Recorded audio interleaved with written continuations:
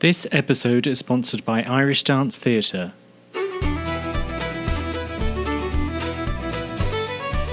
My name is Martin Percival, and you are listening to the Irish Dance Podcast, folk dance to phenomenon and beyond.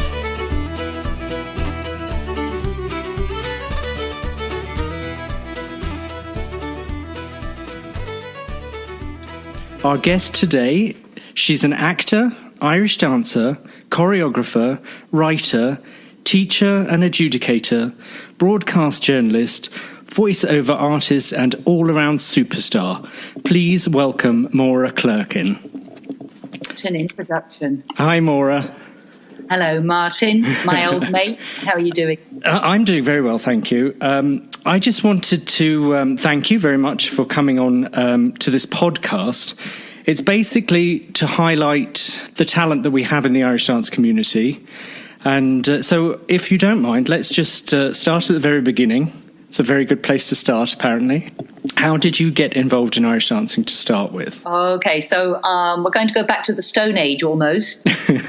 Winding the clock back to the late 1950s when I was born to an Irish dancing teacher. Her name is Sheila Clerkin. She's still around, you know. I was an Irish dancer since before I can remember. I don't actually remember starting Irish dancing. That probably means that I was copying the big girls at class when I was 3 or something. I do remember loving it from the get-go, and my siblings, my brothers not so much. My 2 sisters liked it and could do it, were good at it. My 2 brothers hated it, and I don't think it was just because in those days it was very much for sissies or it wasn't something that boys did. I think they genuinely didn't take to it. They weren't interested, even though my dad used to help my mum teach. He used to take the beginners, but that wasn't enough of an interest for them. But I loved it right the way through, from the start.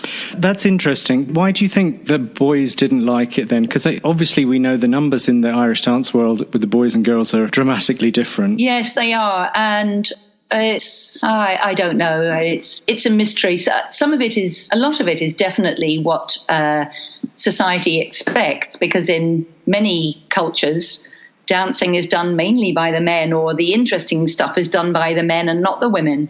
I've been on folk festivals where the ladies stood around doing little tiptoe steps, carrying flowers, while the men did all the turns and the kicks and the jumps.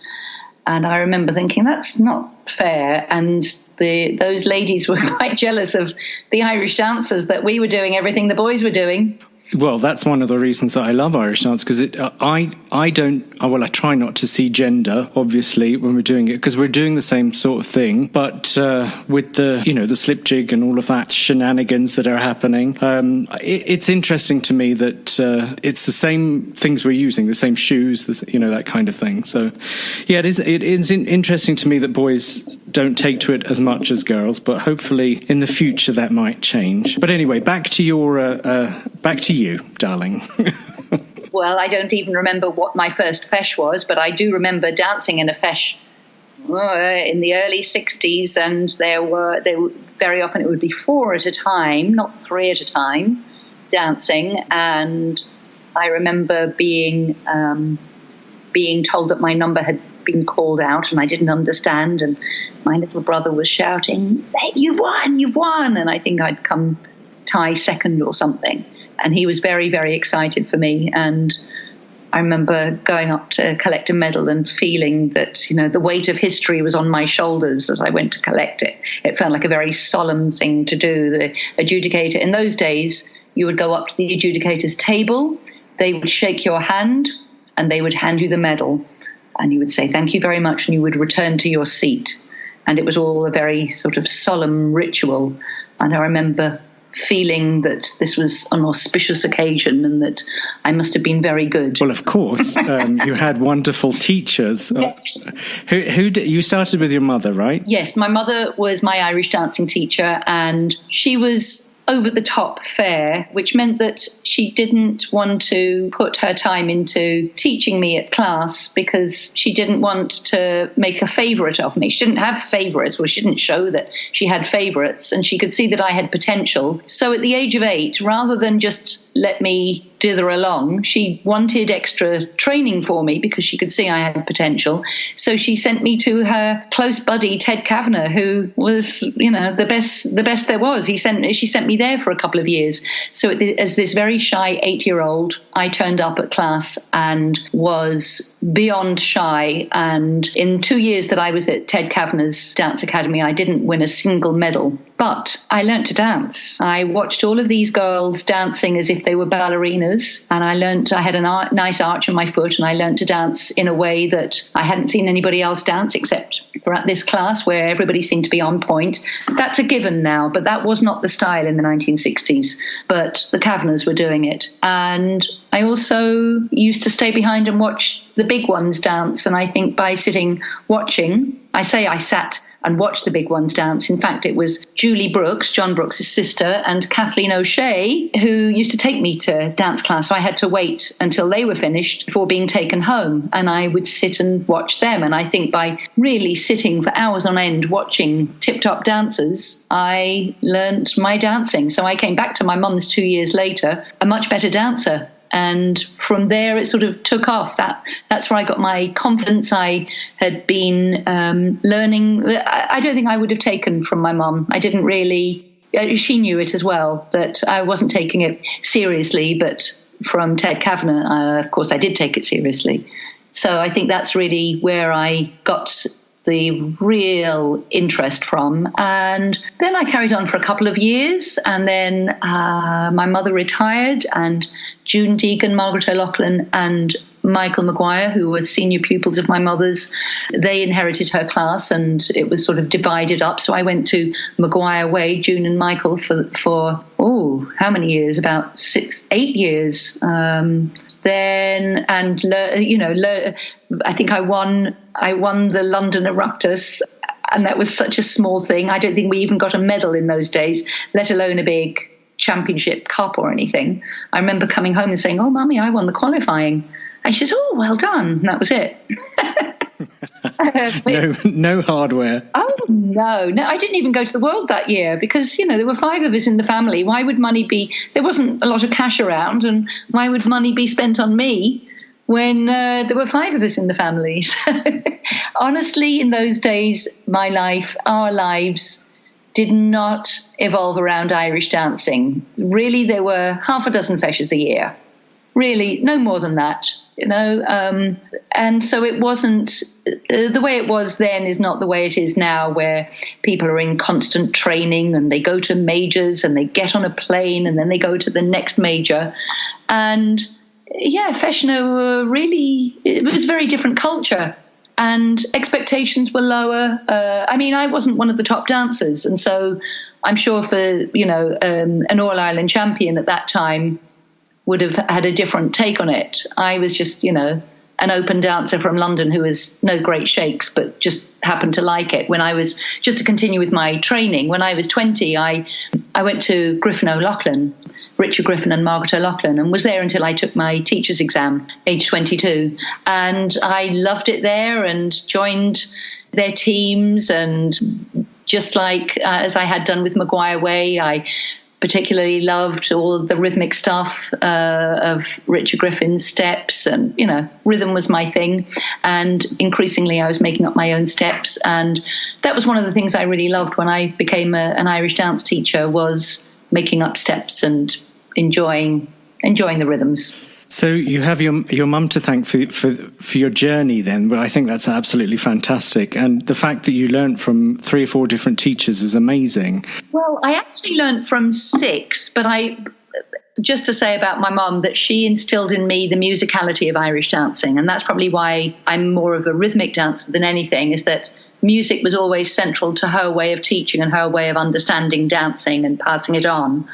And so I had, for teachers, I had my mum, Ted Kavanagh, Michael Maguire, June Deegan, Margaret O'Loughlin, Richard Griffin. So officially I had 6, but I would go on to say that I had many more teachers, and I would count you as a teacher, that people that I then collaborated with were my peers, but they, we sort of taught each other by hanging out with professional dancers. I evolved as a dancer. I would say you, Anne Burke, Colin Dunne, Michael Dillon, Sinead Rush. I'm going to leave people out, but these were people that I have worked with, collaborated with. Jean Butler, people I have collaborated with, created dance with, performed with, and developed as an Irish dancer. Well, I think if we take a long view of Irish dance, especially now that there's a professional aspect, there always was one, but has there been more one since Riverdance. It's great to me to see that you can keep evolving in your own technique and your own style and your own journey, I guess, and education in Irish dance. So you took your teachers in 1980. How was that? Did you taught in London? I did, yeah. I took my exam and passed it, and started up an Irish dancing school in November 1980, and at Christ the King, under St. Mellitus Church, which my sister's friend used to call St. Malicious. I think the first year I had 60 pupils. Within a few years, I had 160 pupils. I taught for 12 and a half years. And in some ways, people looked at me as if I were following in my mother's footsteps. But I wasn't, because I was following in her footsteps in that I became an Irish dance teacher. But I didn't have the same commitment and application and drive that she did, quite honestly. I loved the social aspect of it. I loved the kids. I loved making up dance dramas. I loved organising coach trips up to Milton Keynes to dance in a feis.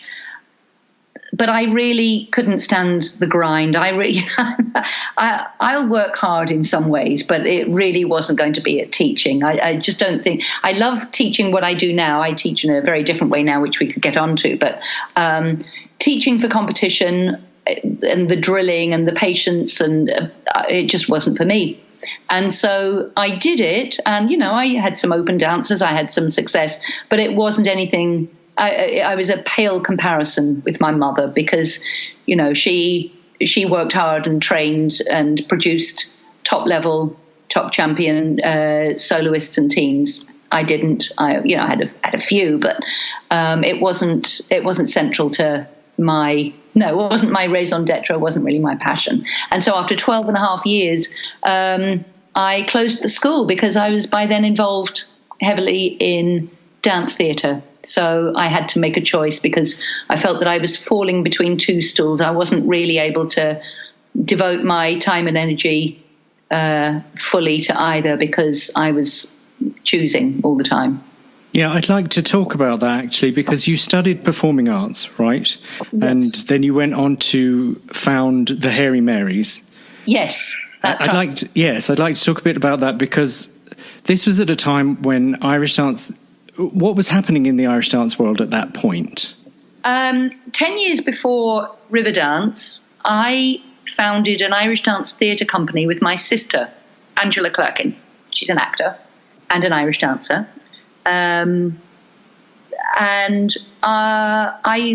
We put it together because I had just completed a three-year course in performing arts, and I was really interested in dance, in drama and theatre. But I got in through my Irish dance. And first of all, I thought, I don't really want to dance. I want to do acting and comedy and theatre. But as time went on, I found myself more and more involved in the dance aspect, studying ballet and contemporary dance and different forms, and also the theory of dance, and managed to find a way of combining dance with theatre. And I was also, because I was collaborating with lots of other students, I found, to my delight, that I seemed to have this facility, this talent, if you want to call it that, for creating dance, theatre, comedy that was sort of popular and people wanted to be in my pieces, and we would do performances, and I would find that lots of people would be signing up to do my shows, and that was very complimentary, and I realised I had a bit of a feel for it. But increasingly I was putting my sister, who wasn't like a professional Irish dancer, it was something she did as a kid, but she was, a great performer and very funny and had great stage presence. So I would put her in as the kind of like the comic one. And we became more and more involved in each other's, because she also went to Trent Park to Middlesex Poly. She was doing theatre, and we started working on each other's projects. And I looked around at all of the other students, and they were all going on to do professional dance. And I said, in my world, this is the exact age that we retire, that we stop dancing. We become Irish dance teachers, but we're never seen again. We don't perform anymore. That's the end. And I thought, well, I don't want it to be the end. I'm a performer. I'm a show-off. I needed to still perform.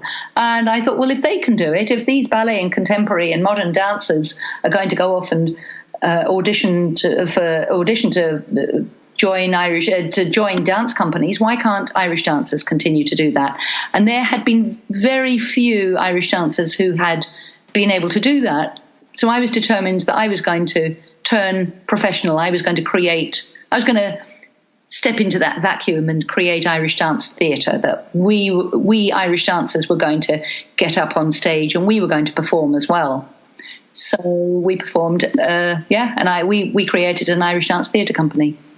That's fantastic. I remember from making a decision about taking my teacher's exam and being heartbroken that I would never be competing again. And so it's pretty much the same thing. When we decide to take our teachers, it's like bowing out of the world of performance. So everything changed drastically with the advent of Riverdance. But of course, you were doing all of this before that.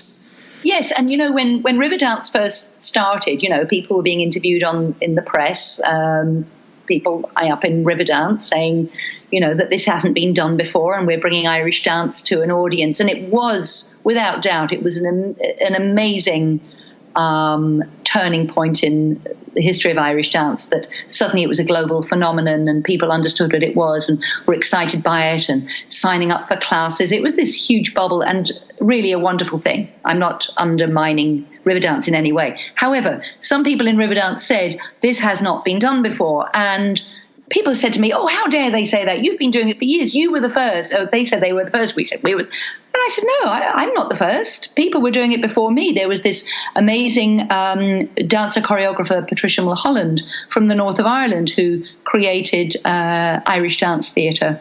And that was decades before the Hairy Marys. So Irish dance has got a history, but it's, as we would agree, Riverdance changed the whole complexion of it. It meant that Irish dance theatre was now on the map. Well, yes, I will agree with you. And part of the reason for this podcast is that I wanted to celebrate all of the history that we have and talent in the Irish dance community. But most definitely it was catapulted into the world, onto the world stage with Riverdance. So how did your dancing and professional career change with all of that, with Riverdance around that time? Well, I had left the Hairy Marys the year before to pursue my own solo work.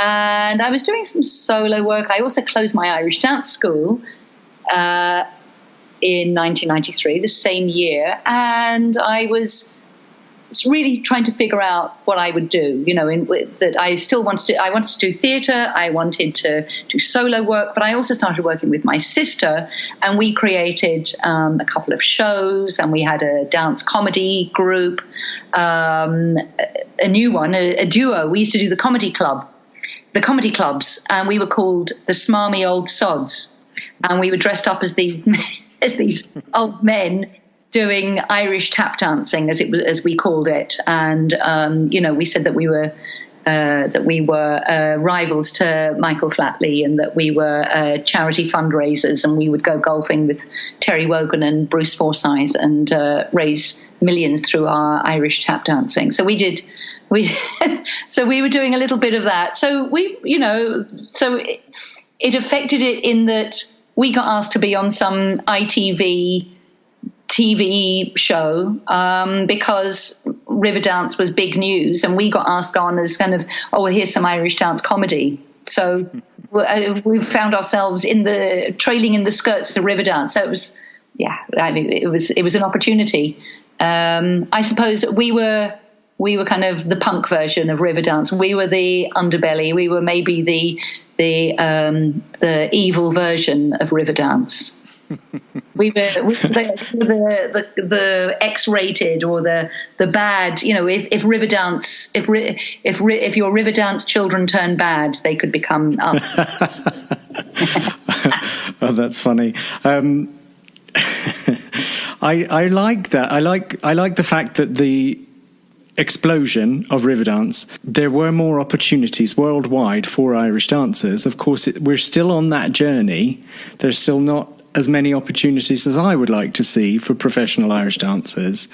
Speak to the professional Irish dance world now. What is your opinion?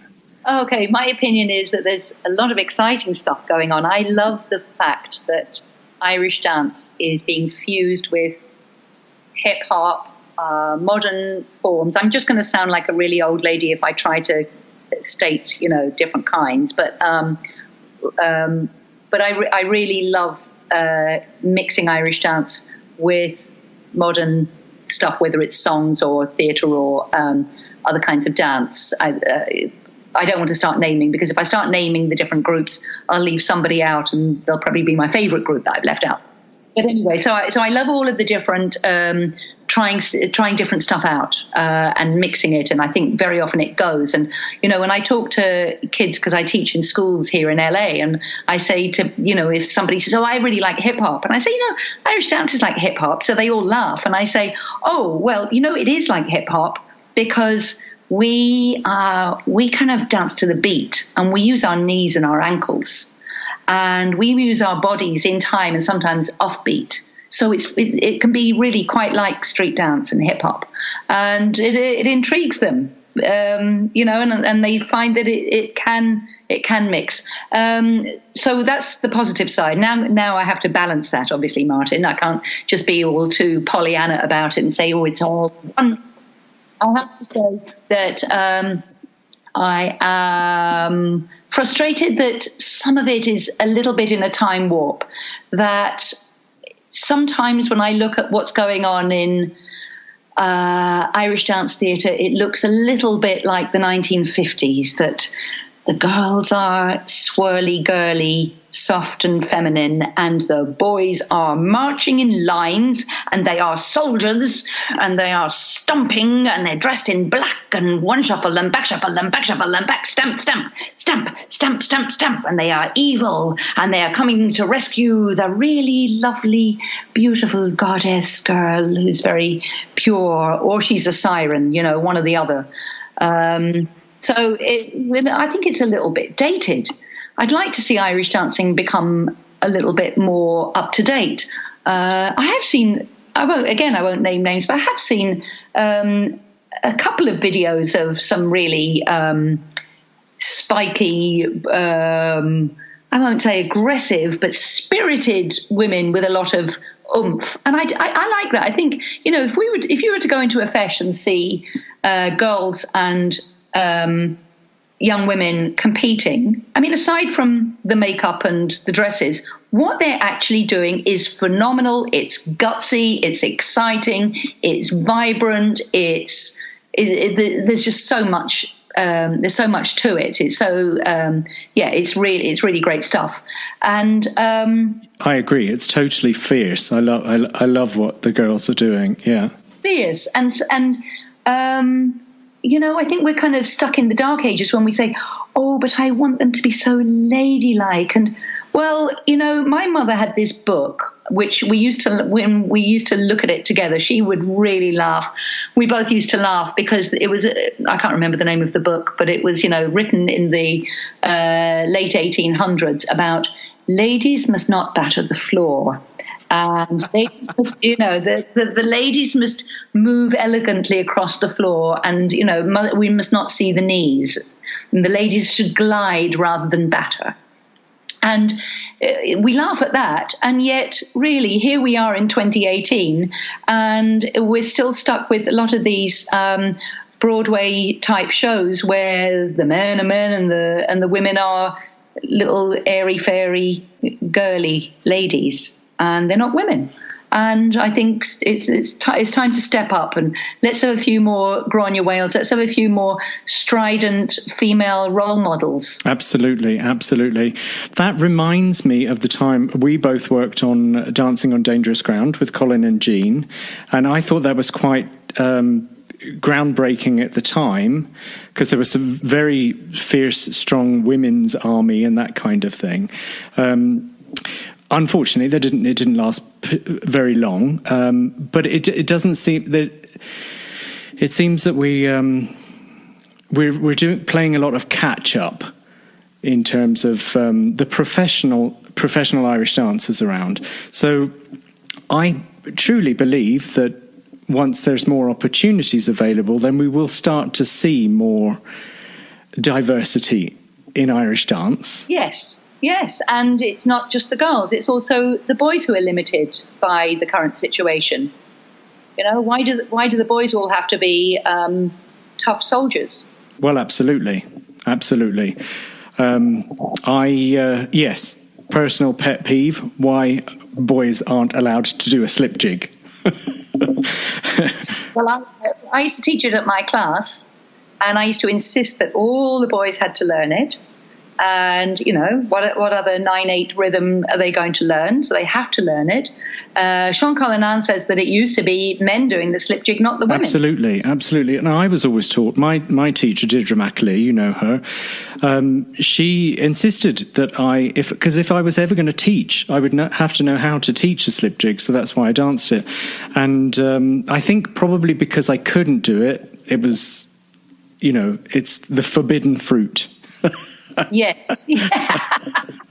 But I do love it. I'm looking forward to experimenting myself with some slip jig rhythms with stuff that hopefully I'm going to get to do here in the future. But in terms of your future, what are you up to now and in the future?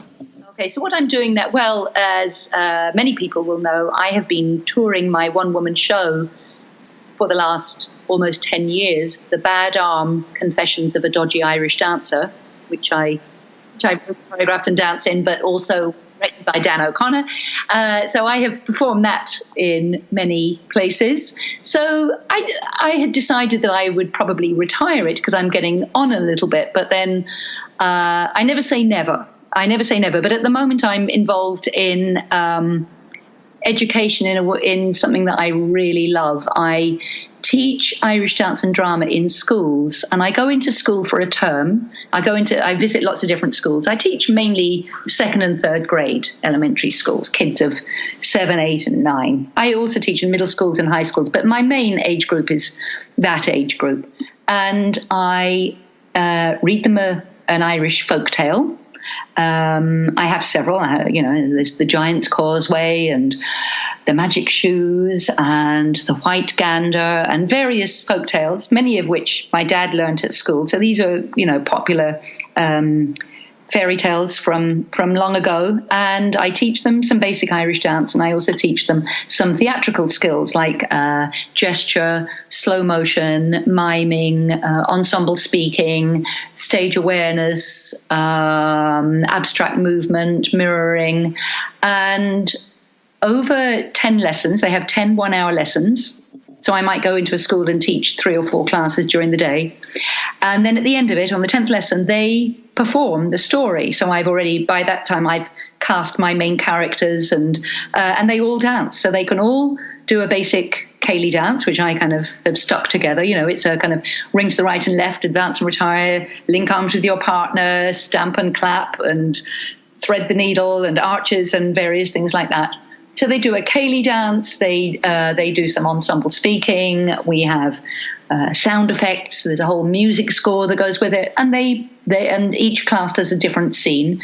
And so I produce Irish dance plays in schools, and it gives me so much joy and fulfillment and satisfaction that I never thought I would say that. Having seen the bright lights, it's not that I don't want the bright lights. I love the bright lights, but I also do this and really, really love it. So that's what I'm doing at the moment. Well, that's very admirable, Maura, and I've looked to the curriculum and I think it's absolutely fantastic.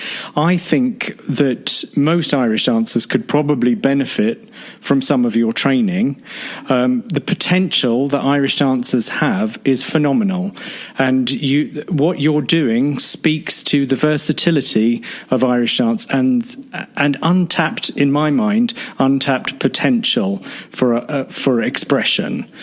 So kudos to you for doing that. I think it's phenomenal. Well, thank you. And I think sometimes, people growing up doing Irish dancing don't quite realise, don't appreciate just all of the skills that they're learning, not only to do with training and discipline and control, but also to do with teamwork, spatial awareness, musicality, understanding of people. Also, so many people have gone on to be actors and performers and professional musicians, and they don't have a fear of the stage because they've been on the stage hundreds, if not thousands of times, so they know what that is. I think that Irish dance training prepares you for so many things, and just like we were talking earlier about boys not doing slip jigs and how your teacher had you learn a slip jig because you might go on to become a teacher. Well, I find that if you have learned to dance in teams, to dance with a partner, to dance in an 8-hand, in a Cayley or a figure, that's if you go into any kind of business, you already have team mentality. You can already look after your other teammates. You can already, group think and work in collaboration and cooperation with other people. So I think that Irish dancers, we learn more than we understand we're learning at the time. These skills are life skills, and they can be applied in so many different directions. Absolutely. Transferable skills all over the place. And then when you become a teacher and an adjudicator, that you just add to your repertoire of skills, event management, psychology, all of those. I don't remember vintage shopping though. Trawling the designer vintage stores of LA for the outfits for these big events, Martin. I don't remember learning to do that when I was growing up. There was something lacking in your education. Oh dear. Yeah. Not to mention shoe shopping. Oh, of course, absolutely. Who doesn't love shoe shopping? Okay, we'll get to the shiny elephant in the room, which is what is competition at the moment and the pros and cons of the competition world. Irish dancers sometimes get quite a bad rap because of our focus on competition. Can you speak to that a little bit? Yes. For me, it's quite easy to talk about the pros and cons, and then that kind of gives both sides. The pros, well, obviously, Irish dancing wouldn't have this incredible technique and variety of moves if it hadn't been for competition. Because competition is where there are newly choreographed steps, routines, moves happening all the time, and we're inspired and motivated to constantly renew and refresh our material and our steps, and also our abilities and our techniques and our expectations. And so all the time there are new moves being brought in. There are new ways of doing it. Sometimes there are old moves being resurrected. There are old moves being resurrected, but reshaped to create something else, or they're combined with a new move to bring a newer move. And so I think that there's no doubt that competition has provided the excellence that is today's Irish dancing, that when we look at what dancers perform, it's incredible, exciting, unique, and sometimes breathtaking. That would not have happened, in my view, without competition. Competition is also really exciting. I love going to a feis. I used to love going to compete, even though I wasn't a great competitor, just for the drama of it, the theatre of it. Going, and there's a hush when a legendary dancer steps onto the stage. Shh, Colin Dunne's on stage, right? So the drama, the excitement of it, and also the whole occasion. Your grandparents are coming to watch you. Your auntie's coming in the front row, and she's going to sit and watch you do your dance. Or it's your first feis, and these little 4 and 5 year olds get up, and parents are amazed at what their little babies can do up there. And so a feis, a competition, is a wonderful thing. And as you can hear, I am not totally against competition, and I also, I love to judge. I love to adjudicate. I feel it's an honour, it's a privilege to be invited to sit down and give my honest opinion.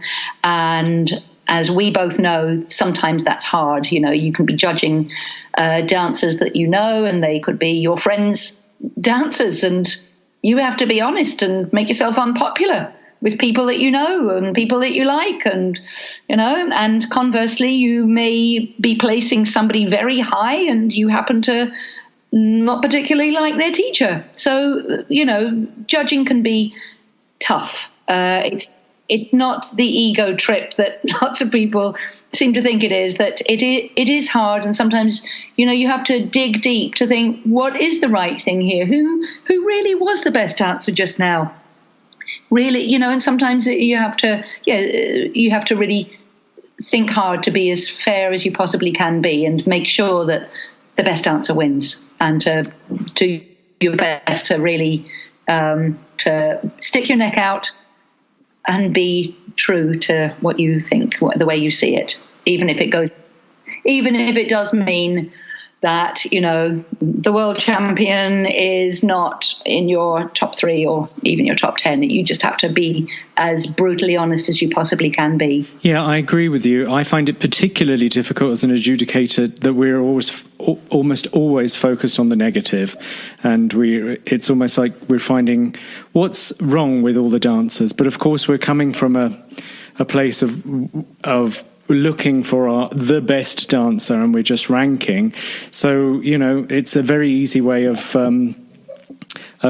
dividing people up, and whether they're doing things right or wrong. What I do like at the moment, which I think is a great. In my day, if you didn't get top 3, it was better luck next time. But now people are saying, wow, I got 22nd in the whole world. I am thrilled to bits. And that's a great thing.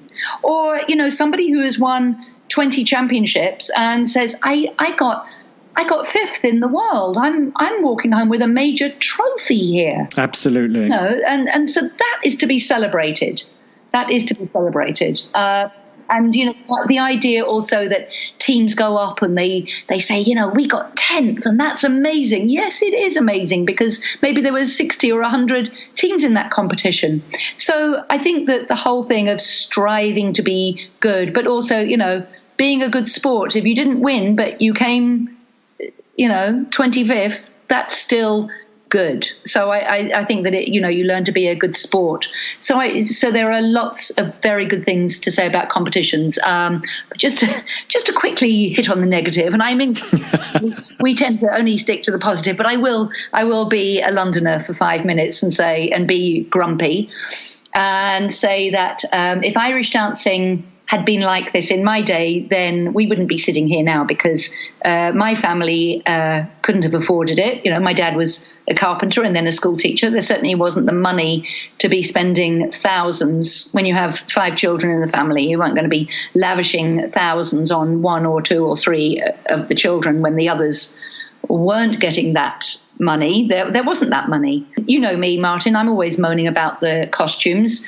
So I'm going to moan now, even though I know that they are part of the theatrical experience, and some of them are really gorgeous and ornate and colourful and striking. I understand that, but I don't like the way that it's become a more exclusive and less accessible art form and activity for people. I love the fact that it is now available to people all over the world, but only people of a certain income all over the world. And so it's sad. I teach in so many areas of Los Angeles, in wealthy areas, but also in very poor areas. And when I go into some of these poor areas, the children are so excited. And then they want to go and learn, and I give them the address of the local teacher, or the phone number or the website of the local teacher, and then I hope and pray that teacher will teach them to dance and not insist that they have to buy a very expensive costume which their family won't be able to afford. So I'm afraid I'm down on that. I also feel it's a little bit of a shame to see 9-year-olds wearing false eyelashes. I mean, if you want to do that when you're 17, 16, I probably did it when I was 14, but that's London. That's well and good, but I also don't believe in the sexualization of children, and I believe that if you cover them in makeup and false eyelashes when they're 8 or 9 or 10, I think it's a bit distasteful to me. Yeah. I do tend to agree with you with most of what you've said. It's very difficult because we all, as teachers and dancers, want to put our best foot forward at all times, and costuming is part of that. I find it interesting that the girls, the response about the wigs and the makeup is that it's easier, and then in terms of the makeup, that they have to be seen on stage, and the boys are on the very same stage and they're not wearing that level of makeup. So I don't know if that actually holds any weight, really, but these are big issues that we have in the Irish dance community. So if we were to step into a solution to it, what would you say? I mean, I definitely believe that as an organisation, we could be having a lot more outreach work in terms of community-based dancing, because that's where we came from. It was all community-based. Yes, I would like to see more of that. I feel that the Irish Dancing Commission and probably other governing bodies of other organisations in Irish dancing are afraid to legislate, to say no, no false eyelashes or no makeup or no wigs. If you were to say no wigs, oh my goodness, there are so many people that you would be putting out of business, and it has become entrenched that there are lots of cottage industries connected with Irish dance, as we know. Obviously the costumes, but also the makeup artists, the wig makers, the tanner, the people who do tanning, the photographers, and so there are all of these people making money through Irish dancing, through the costuming and the appearance of Irish dancing. And so because those industries have built up, then there are those considerations which makes the governing bodies timid, that they don't want to legislate. But well, if you're not going to ban the wigs or ban the costume or ban the makeup or whatever, and I can see tanning. I'm not sure about mahogany coloured legs when you have little pale freckly faces. That looks a bit odd, but I do understand that a well-defined calf muscle looks, is easier to see when you've got some tanning on the leg. I understand that. As opposed to the lily white nonsense. Yes. I would say lily white. I would say blue white. My legs were the colour of those duck eggs. Yes, I've seen your legs. They're practically see-through. So, in terms of a solution, then I'm not sure. What I would personally like to see is just lots more opportunities for dancers that doesn't involve competition. I think that exhibitions and little shows around the place is probably where the dancers can come out and they don't have to be in full costume, have to be in full makeup, have to be in full wigs. And I think that's a really good one. That's a great way to go. But then there's the other side, which is, what about if you've got some people who really, really, really want to dance, they really want to compete, but their families don't want to spend or don't have the money to spend on costuming. And I know that teachers are really amazing. Teachers will secretly go and buy a costume for a kid. They do. I mean, it's almost like, I know this happens in actual schools where there are so many cutbacks that classroom teachers are buying books and pencils and everything for their pupils, for their students. Well, Irish dance teachers down the years have helped out, and I know that that's the case. But how sometimes we have these competitions called all black or blackout competitions where you go up in just black leotard and shorts, or black leotard and black skirt, or black shirt and pants. So you can go up and compete. They'll have a special competition for a non-costume event. Well, I think those are great. I mean, they're very hard to judge because you can't just, we get used to judging by putting little marks next to us saying, okay, so the girl in the yellow dress, or, the boy in the blue vest, you can remember. So it is harder to judge. And I don't know if I could do a major where they were all dressed identically in black. But I think those all black competitions are great, Martin, don't you? Yes, and they're becoming more popular. And I'm pretty sure that the results are switched around a little bit too. Ooh.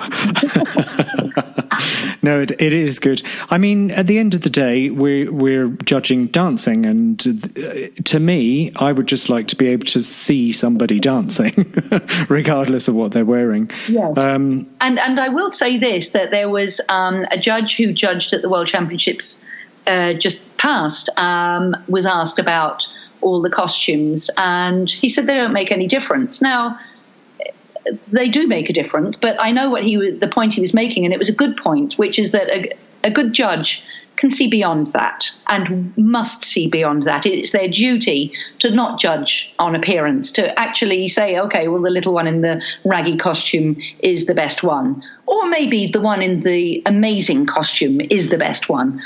It is the job of the judge to try to not allow that appearance to inform their decision.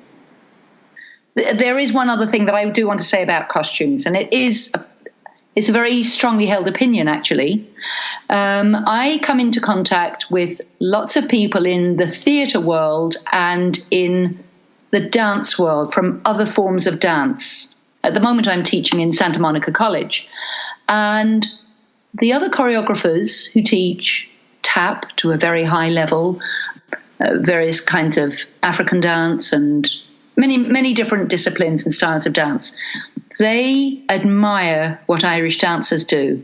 But they sort of laugh a little bit about, they say, well, what is it with the wigs, and what's it with those little girls in those dresses? And they laugh because it undermines our art form. And so people who know nothing about dance and are not watching very carefully, they don't realize how incredible Irish dancing is, because they don't take the time to bother with it, because all they see is this cult of little girls with orange faces and big curly wigs. And so they don't understand that if you look beyond this strange look, which is strange to the real world. If you look beyond that, you'll see that they have a highly developed dance technique. And very often that highly developed dance technique is overlooked because of the appearance, which I think makes it trivializes what we do. I'll agree with that. Trivializes definitely is a word I would use. I think it also kind of limits what I know as a judge. Sometimes you've got this amazing dress comes on and it's sparkly everywhere, and they're so stiff or whatever. I feel like I would just like to see dancers dancing, so I know that you can correctly hold yourself. Your carriage is has been trained properly. I find it difficult to. I just find it difficult to look at dancers when I don't really know what's going on underneath the costume, if that makes sense. Yes, it does. Yes. So yeah, I think there's room for improvement. Absolutely. It's just, to me, when I was teaching, the dancers in the class were in shorts and t-shirt, and I saw a lot more of their dancing there in that class than I ever do on a stage in front of me. And that might be a good or a bad thing, depending on the dancer, obviously. There are a lot of teachers out there who teach to hide flaws rather than correct dance technique, but that's a whole different topic that I don't know if we need to get into right now. But yeah, the costuming is it is interesting, to say the least. Yeah, I don't know if we can uninvent the wheel. I don't know if they can be banned, but my guess is in 50 years people will be looking at photos and laughing and saying, did they really wear those? Did they really put that stuff on their children's face? Did they really have to use that? Did all champions have to put that on? And that it will just be something that, we always laugh at yesterday's fashion anyway. But I think that, however, I'm going to say one good thing about the costumes these days, and nobody will agree with me, but I will say it. And I'm sure you're going to be surprised. The short dresses are a good thing. Yes, I totally agree. And people say, but they're like ice skating dresses. That is correct. Yes. And that's the point. Yeah. In ice skating, we can sit. I'm not an expert in ice skating, so I don't understand when they fall over that they're not last in the competition. But the judges can see the technique, so we can see. better than those dresses that used to go down to the knee. So you can see more. Yeah. Yeah, so so long as we don't have to see the buttocks, so long as we see well covered up, good sturdy underwear, I think we needn't worry too much about seeing the full leg. Very good. Very well put, Maura. Okay, I think we've probably covered most things in the world of Irish dance at the moment. There is just one quick rapid-fire question section that I wanted to put in. So feel free to answer these questions however you do. How exciting, but I might say pass, but anyway, we'll see. Oh, yeah, no, absolutely. Okay, what is your favourite food? Avocados. River dance or Lord of the Dance? River dance.